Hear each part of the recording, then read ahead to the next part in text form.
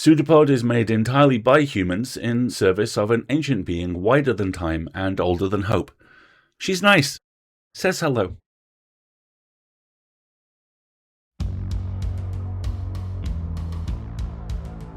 PseudoPod, episode 1022 for March 27, 2026. All the Good You Did Not Do by Jolie Toomajan. Narrated by Valdes, hosted by Graeme Dunlop, audio by Chelsea Davis. Greetings, fellow pod people. Welcome back to PseudoPod Towers for your weekly helping of horror. I'm Graeme Dunlop, your host. This week our story is All the Good You Did Not Do by Jolie Toomajan. This story originally appeared in Apex magazine in November of 2023. Jolie Toomajan is a writer, editor and all-round ghoul. Her work has appeared in Upon a Thrice Time, Death in the Mouth, Apex, Remains and Black Static, among other places, and she is the Shirley Jackson award-winning editor of Aseptic and Faintly Sadistic, an anthology of hysteria fiction. She has a PhD in English, and her dissertation focused on the women who wrote the weird tales. Despite all of this, she thinks the tapping sound on the window is probably nothing. You can find her on B-Sky and Insta at Jolie Toomajan. Your narrator is Valdes, who is a sound mixer, performer, and creative human like you. He lives with his family in a cozy house made of puns, coffee, and chaos. Catch him making up silly songs on Saturdays on twitch.tv/the kids are asleep, or stare in wonder while he anxiously avoids posting on Blue Sky at Intensely Eric. And now, good people, we have a story for you, and it is, of course, true. Because if it weren't, things would be very, very different.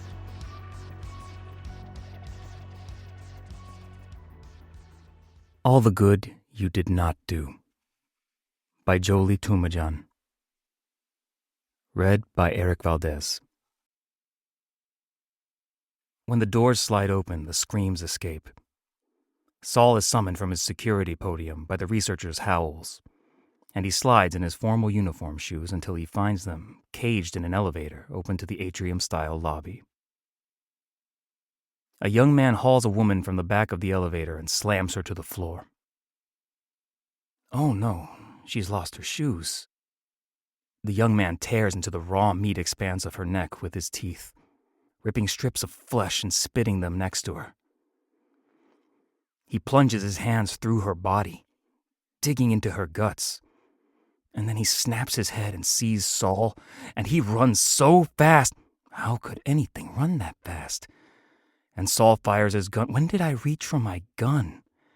And the head collapses in on itself until nothing remains. Is that supposed to happen? What's left of the man drops to its knees, where it wobbles in an eerie circle, as if choosing where to land. It finally tumbles backward. When the body on the floor of the elevator sits up, Saul doesn't give her a chance to lumber to her feet. Saul shoots her too. She claws at her ruined throat, insistent and incessant, shoving her hands into the cavity of her own neck, wheezing a piercing whine, and Saul shoots her again. Her body crumples flat to the waist and dissolves. That definitely isn't supposed to happen. The cacophony of noises from the elevator. Crying, laughing, gasping, praying. The sun beaming through the curtain wall. The way the blood refuses to spread. His own swollen, foolish hands. These things imprison Saul, and in turn, Saul keeps his gun trained on the researchers incarcerated in the elevator. until the police arrive 27 minutes later. While they wait, Saul tells himself he looked for a trace of anything human. He had not reacted out of fear and adrenaline. He had made a decision. A fast one, granted, but he had chosen. Anyone could be forgiven for merely retaliating, but he hadn't. He had surveyed the scene and selected a resolution from a series of available options. And the right one. He will tell himself this all the time. The evening after Saul becomes a hero, nothing special happens. In fact, anyone who has ever changed the world will arrive home afterward and close the door gently behind them, and the world will be outside that door, and they will still be left to the simple work of brushing their teeth and washing their own asshole. For just a second, Saul revolts against this reality and tells himself, no, the day you stop the zombie apocalypse should be special. It should be special from dawn to dusk. Or at the very least, there should be a clear demarcation. Like stepping into Oz, one side gray and the other technicolor, to indicate a before and an after, a then and a now. But of course, that's silly. Saul shot them just so everything could remain the same. These are the things Saul thinks when he microwaves a burrito in his empty apartment and burns his fingers on the hot dish as he carries it to his painted shut window. Nothing changes. Ruth still left him weeks ago. I don't want to build at my age, Saul. I'm 55 years old. I'm a project manager. I own a home. I'm built. He remains unbuilt. His phone sits silent on the kitchen counter, and it dawns on Saul that he may not even make the news. It didn't seem possible to run a reel saying, "Breaking. Tomorrow will be the same as today, except for those 5 minutes when it almost wasn't." Dropping bits of tacky rice down his shirt, Saul looks over the apartment complex. The perfectly rectangular buildings, not too high, not with Babel pretensions. The neat rows of windows, square and sealed, precise, sturdy. Saul thinks, I did it because I love you all, as he chews. When the phone chimes, it takes Saul a second to recognize the sound. But the chiming becomes more insistent. The phone vibrates and slips across the counter. With his most curious heart suddenly present in his chest, Saul balances the plate with half a burrito on the radiator and shuffles across the room. Messages, texts, calls, even Twitter alerts. Saul dutifully tweeted his thoughts about every last Red Sox game for years and tapped the little heart on other people's posts. But he has never had a Twitter alert before. Flashes of text pop up and are swallowed by other flashes. Saul, it's Mom! Hey, buddy, saw you. Turned on the news and hey, man, I know we haven't talked since... So I'm a reporter with... Fucking zombies! Is this true? Is this you? Is this you, Saul? Saul. Saul. Saul. Saul. Saul. Saul. Saul. Saul.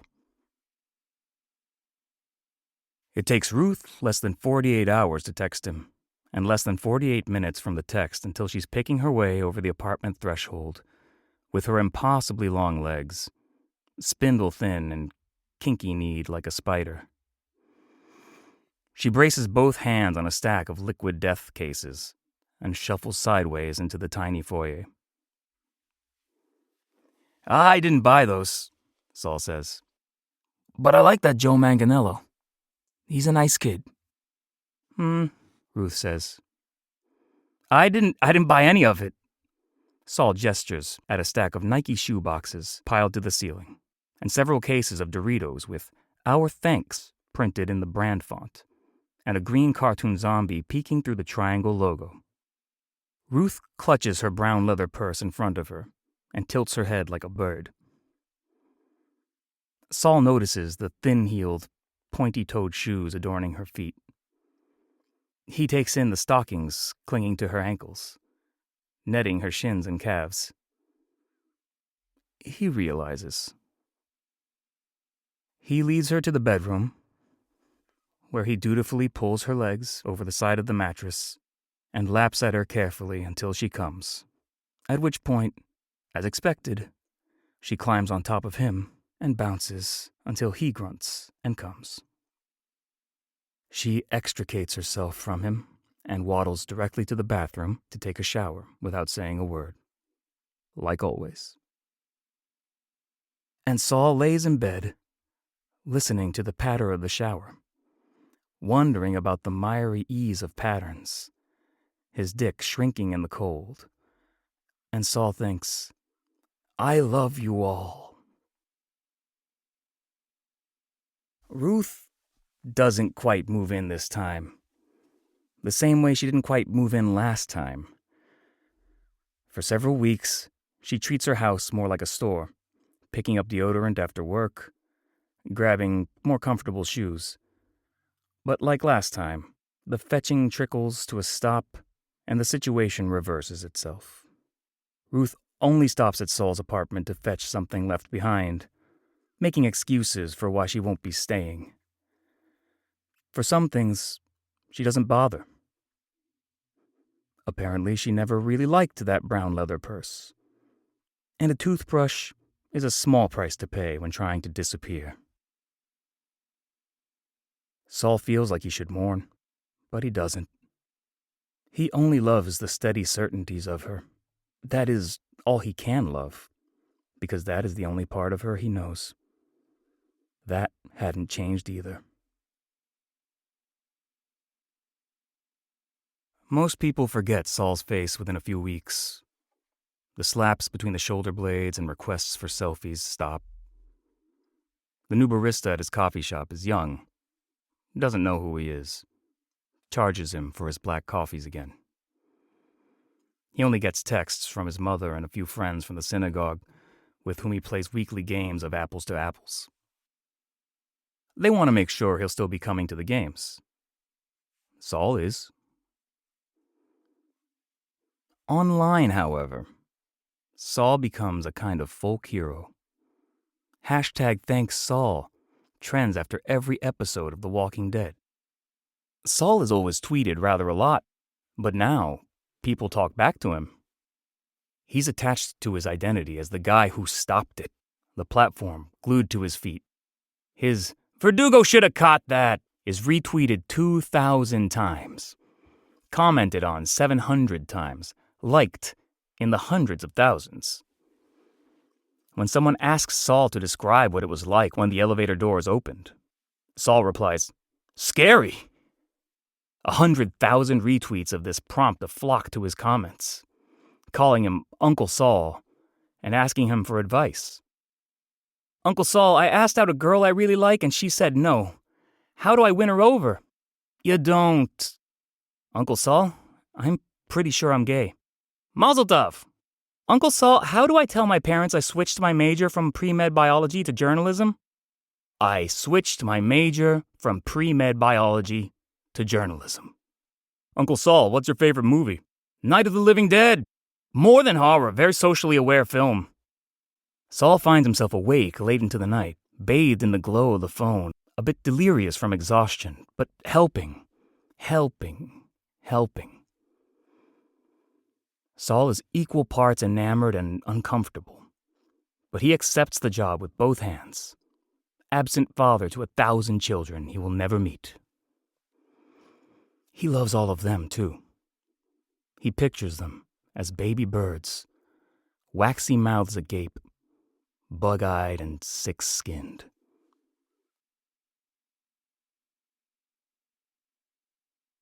The insurance agent works in absolute silence, forcing Saul to nervously say, "Hello? Are you still there?" into the phone more times than he'd like. He wishes she'd hum or hawk her tongue or even put him on hold to listen to a tinny rendition of Hold My Hand. But instead she leaves him to listen to nothing and apologize for disturbing her when he coughs.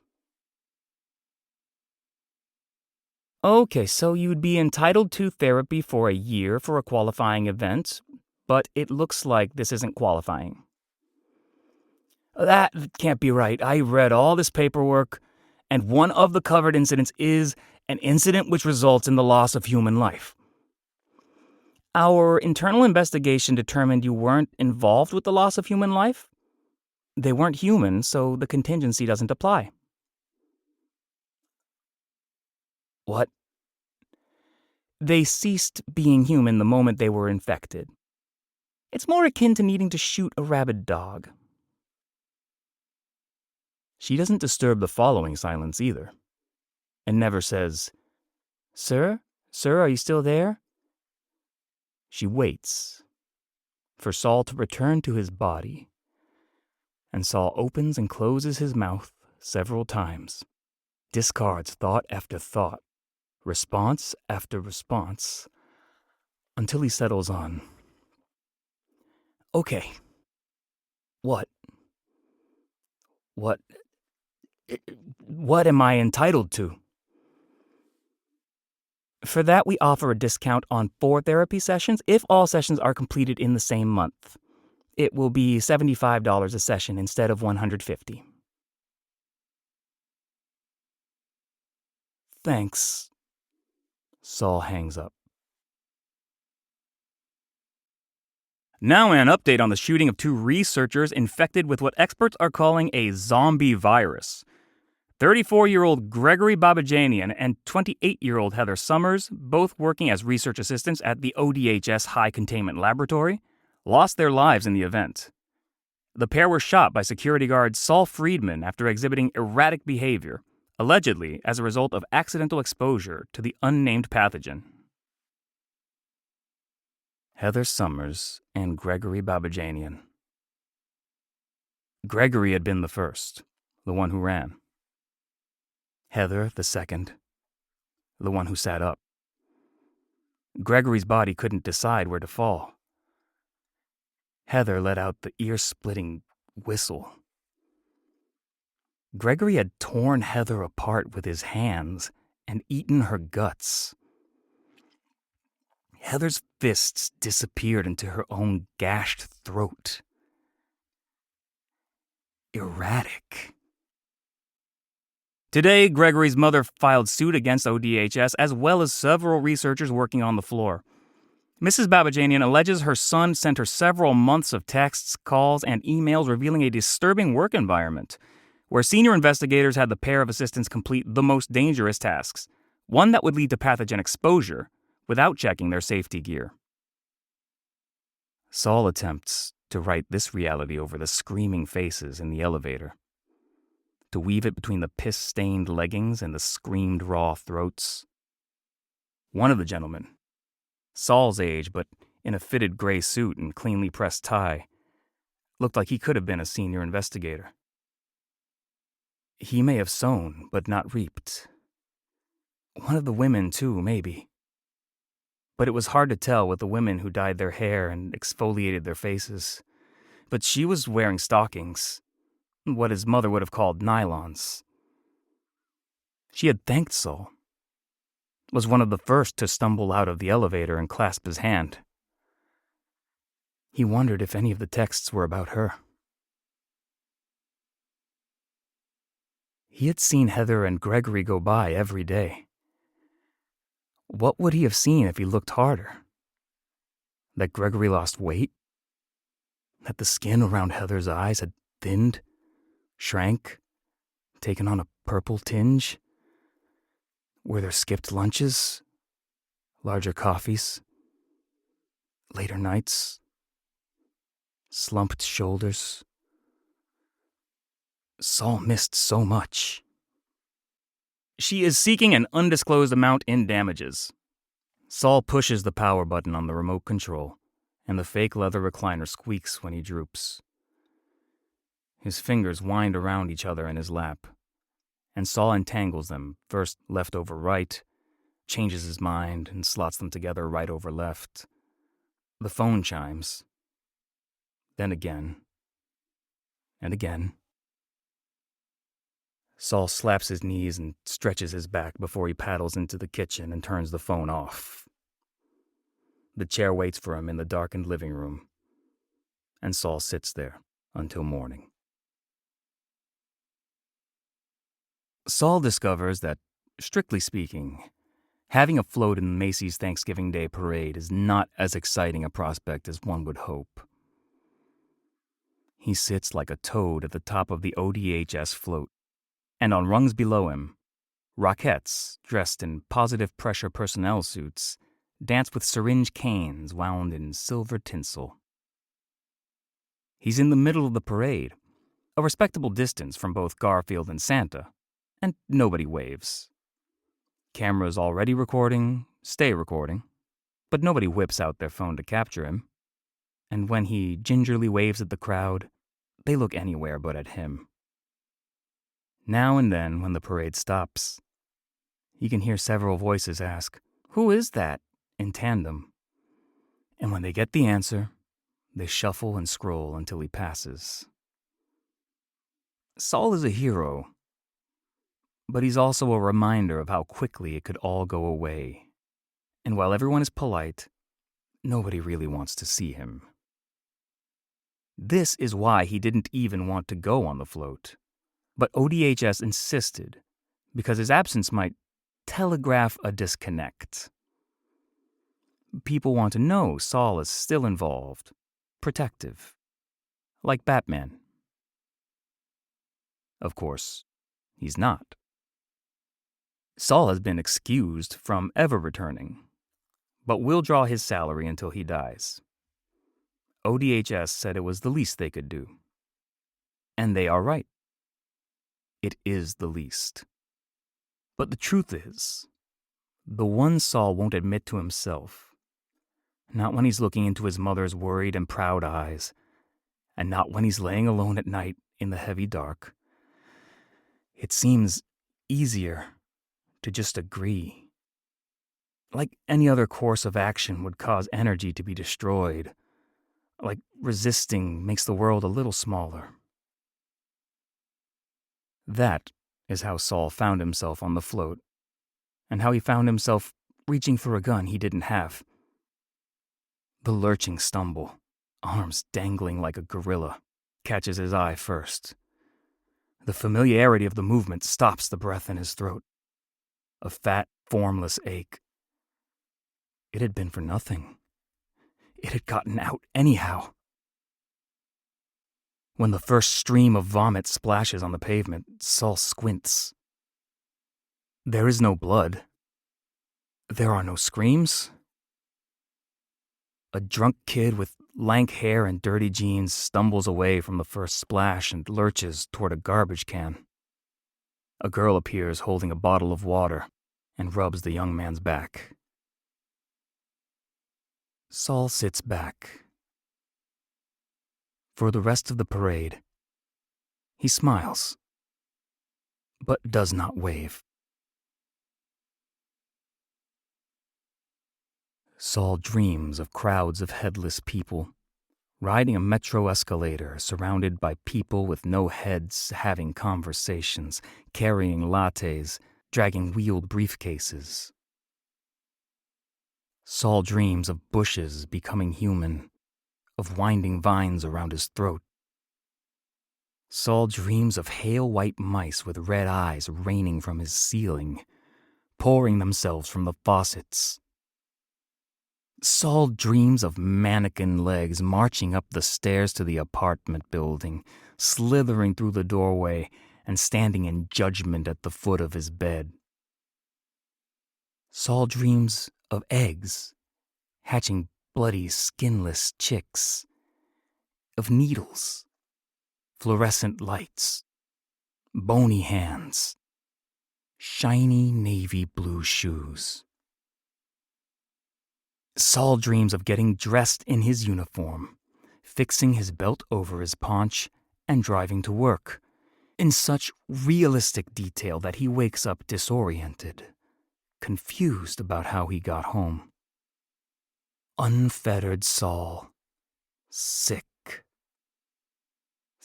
and carrying it on his back, can't stop dreaming.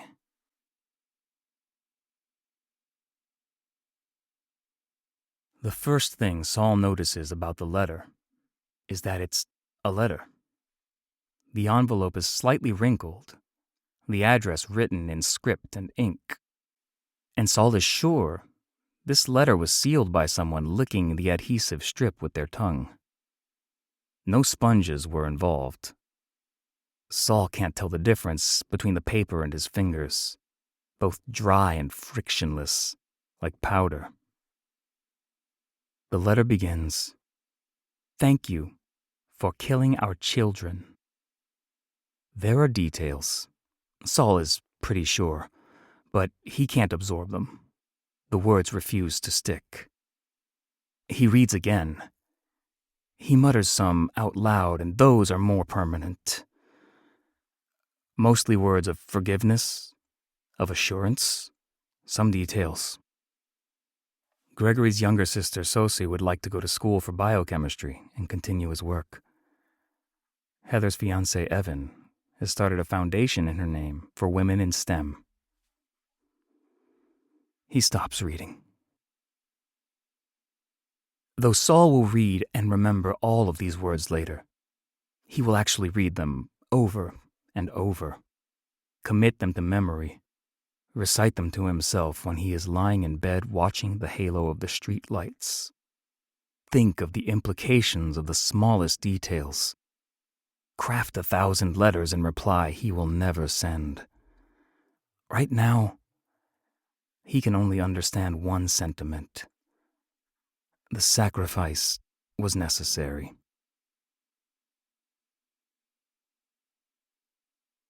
ODHS looks the same as it always did. A shining obelisk reaching into the clouds. From far away, the glass facade reflects the parking lot and ecosystem of cafes and shops that sprung up around it to serve the employees. But once you haul yourself close enough, the mirror clears, reflecting a hive of activity. Saul finds his usual parking spot near the back open, and he slides in like a foregone conclusion, watching his car waver and stutter in the reflective windows. He's wearing street clothes, and he experiences himself oddly in this setting without the protective carapace of his security uniform. His white sneakers look wrong against the glittering slate and asphalt, refusing to shimmer in the same way his shined uniform shoes did. As he closes in on the building, Saul sees himself reflected in the panes of glass, an old man in belted jeans, squinting behind rimless glasses balanced on a nose with a slight bulb swelling at the tip. Saul pats his hair down in the wind, and, feeling less like an interloper with each step, strides toward the building until it reveals its mysteries. Another man sits at Saul's podium, the navy blue uniform identical.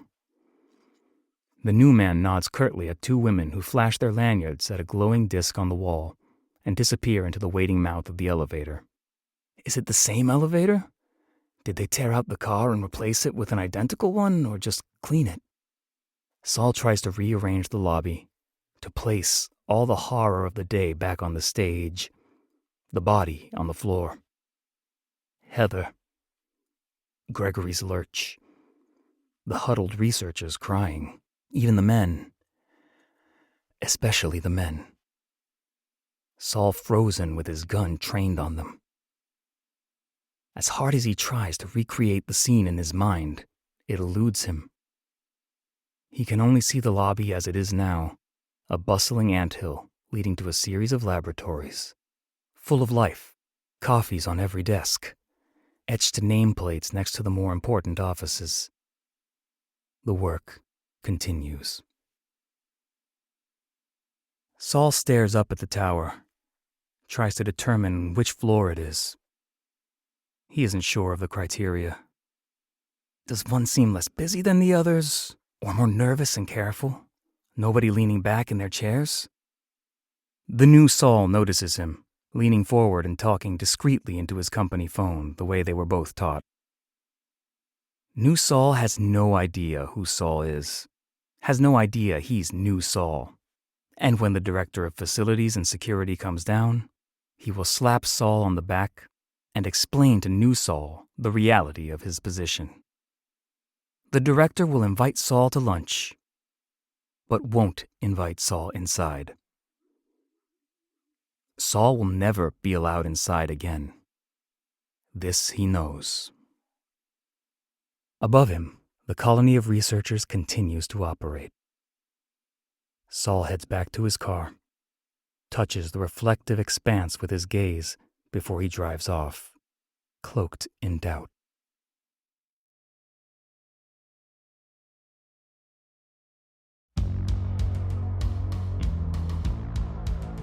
Aha! We meet again! What did you think of All the Good You Did Not Do by Jolie Toomajan? If you're a Patreon subscriber, we encourage you to head over to our Discord channel and tell us. Our PseudoPod co-editor Kat Day really liked this story and passed on to me her comments. She says, "This story got a mixed reception when we first came across it in the submissions pile, and for our listeners who are also writers, let me tell you something. That's not bad. In fact, it can be good. A story that generates very different reactions in its readers is definitely not a boring story. It's a story that's catching different edges in people's minds, and that alone makes it something interesting. I really liked it, which is why it's here. Yes, it's my fault. Here's why I liked it. I've met a lot of zombie stories, and they generally follow a familiar format. Life is normal, zombies start appearing, society disintegrates. A plucky individual or handful of individuals somehow finds ways to survive with more or less success, largely depending on whether the story goes full-on horror or leans more towards horror comedy. Great. But we're not here to do the same things other people have done 1,000 times before. What I appreciate about Jolie Toomajan's approach is that I hadn't seen anyone do, and then the families of the zombie victims sent letters to the person who prevented the apocalypse, thanking him for killing their children before. But gods, it all feels so realistic, doesn't it? The story structure is different and interesting. Most stories follow a trajectory of rising action. Here, the initial messy action-filled zombie scenes are contrasted against the stony coldness of the aftermath. It's still. It's quiet. It's mundane. And there was no doubt in my mind that Toomajan was writing intentionally. It's also very exciting, and then it isn't. Will Saul do something awful to shake everything up again? Or will he do what so many of us do, which is to quietly get on with things, learn to live with the trauma, push things down, make the best of it? He does do that, and that's what makes him so relatable. It's probably what we'd all do, because what other choice is there in the face of past horror? And that's where the horror is, right there. Thanks, Kat. Now let's talk about subscribing and support.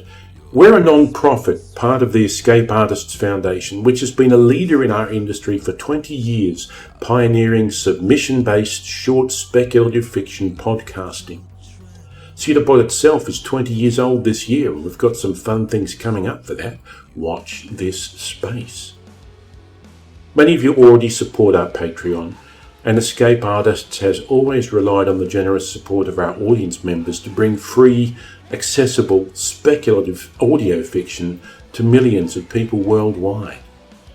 To make sure we can keep coming back and continue paying our authors, narrators and crew, you'll have noticed we've introduced brief paid advertisements at the beginning and end of episodes across all Escape Artists podcasts, including PseudoPod. But good news, Patreon subscribers can get ad-free versions. So if you can, please go to PseudoPod.org and sign up. The $7 level will get you ad-free access, as well, of course, as access to our Discord channel, where you can come and chat to us. Not only that, you'll be able to download stories all the way back to day one in your podcatcher and listen at your leisure. Although one-off donations really do help, and we're incredibly grateful for every one, regular donations make all the difference to us. They give us stability, sustainability, and allow us to pay for slime cleanup, which can be quite a big bill. If you can't afford to support us financially, please consider leaving reviews of our episodes or generally talking about them on social media. Personal recommendations are extremely valuable. We'd particularly love to see you on Blue Sky. Find us at PseudoPod.org. You can also support us by buying things from the Escape Artists Void merch store. The link is in various places, including our latest social media posts. PseudoPod is part of the Escape Artists Foundation, a 501c3 non-profit, and this episode is distributed under the Creative Commons Attribution, Non-Commercial, No Derivatives 4.0 International License. Download and listen to the episode on any device you like, but don't change it or sell it. Theme music is by permission of Anders Manga. And finally, PseudoPod wonders, what if no one showed up to the apocalypse? See you soon, folks. Be safe, be well, be kind.